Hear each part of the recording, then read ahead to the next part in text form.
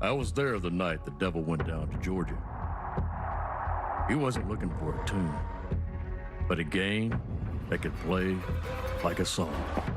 Every now and then, I hear it again, just like tonight. When these two teams meet, it feels like the South itself leans in to listen. The Devil came looking, and he's found us one hell of a game. The Devil went down to Georgia. He was looking for a soul to steal. He was in a bind because he was way behind. He was willing to make a deal. When he came across this young man sawing on the fiddle and playing it hot, and the Devil jumped up on a hickory thumb and said, boy, let me tell you what. Boy said, my name's Johnny, and it might be a sin, but I'm going to take your bet. You're going to regret I'm the best as ever been. It's hard. It's hard. The most resilient team in college football, the Georgia Bulldogs. Running over the wall, the middle, wins the foot race. And he's smacked. Old school Georgia football. I want to see us compete. That's all I want to see, guys. Touchdown!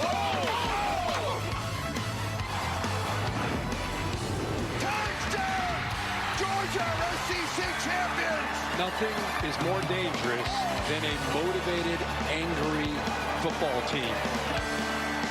When the Devil finished, Johnny said, you know, you're pretty good, old son, but you just flop down in that chair right there. I'm going to show you how this stuff's done. Are you kidding me? By far the loudest this stadium's been. On a dime. Johnny rising up, you're blowing way up in hard.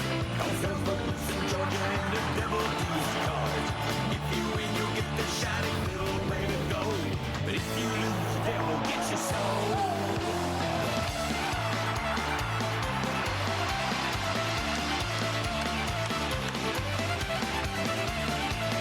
Two teams playing for a lot more than a shiny fiddle this college football season. Welcome back to Athens, Georgia. True heavyweight collision between these two legendary programs. The third meeting in the last 13 months. The first ever between the hedges. For 93,000 strong are ready to welcome the Dogs. Kirk, it takes a really good, complete performance to beat Georgia in this building. Yeah, they did it earlier this year. You're right about that. I mean, you and I have been coming in here for a long time, and we've seen teams come in excited, motivated in the first quarter. It's a knockout punch. Texas knows that. I think the experience that they had playing Georgia twice last year, what they've been through this year, gives them confidence. But man, you come in between these hedges at night, it's the toughest atmosphere as there is in the country. Kirby Smart demands that his guys play with FBE, fire, passion, and energy. And how could you not with a build-up like this? First home game in almost a month since that hard-fought win over Ole Miss. This is the regular season SEC finale for the Bulldogs.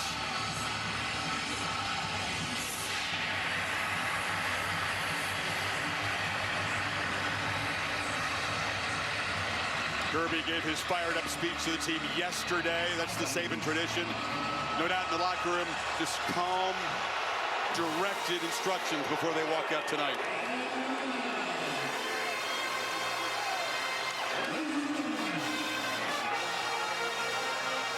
Just walks out, hands in his pockets like it's no big deal. Oh, man. I'm ready to play.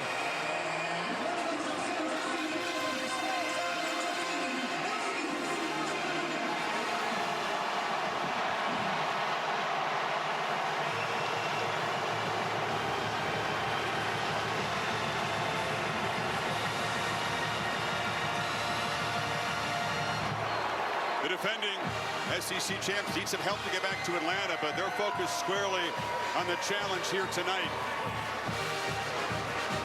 Smart against Sarkisian, Kirk, it's always compelling.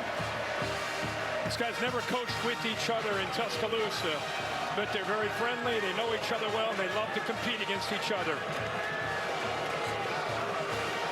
Texas has won 4 in a row since that 3-2 start. Wins like this, though, these top 5 wins and massive shutouts have been elusive for Sarkisian. This would certainly be a signature win if they get out of here tonight.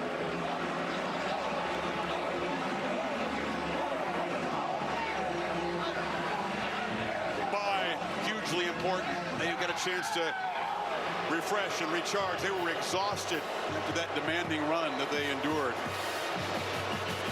Beat Oklahoma, a couple overtime wins. White knuckle ride against Vanderbilt. And Sarkisian wisely letting his guys kind of regroup the last couple weeks.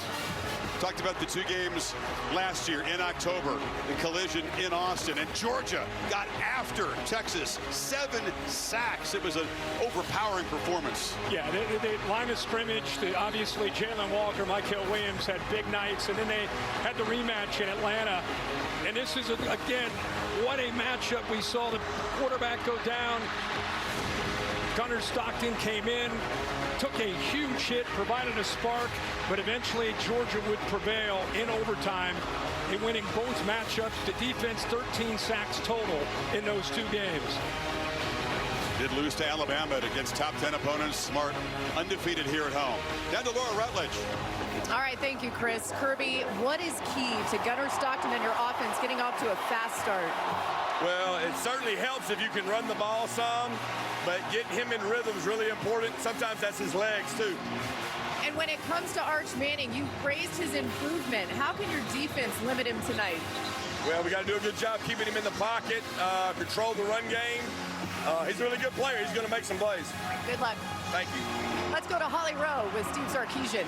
Well, Coach, what's the biggest challenge you think your quarterback, Arch Manning, will face against this Georgia defense tonight? How does he solve it? Well, they're a really good team. They're really well coached, got a great environment. It's SEC football. Let's go.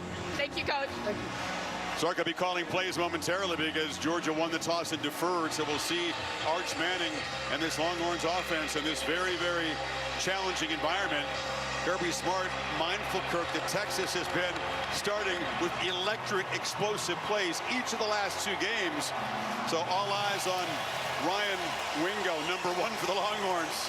75 to the house in the first play against Vanderbilt. That's a great way to get a game started. It's a totally different challenge against this defense. Peyton Woodring to boot it away, and Ryan Niblett, who's the most dynamic return guy in college football this season.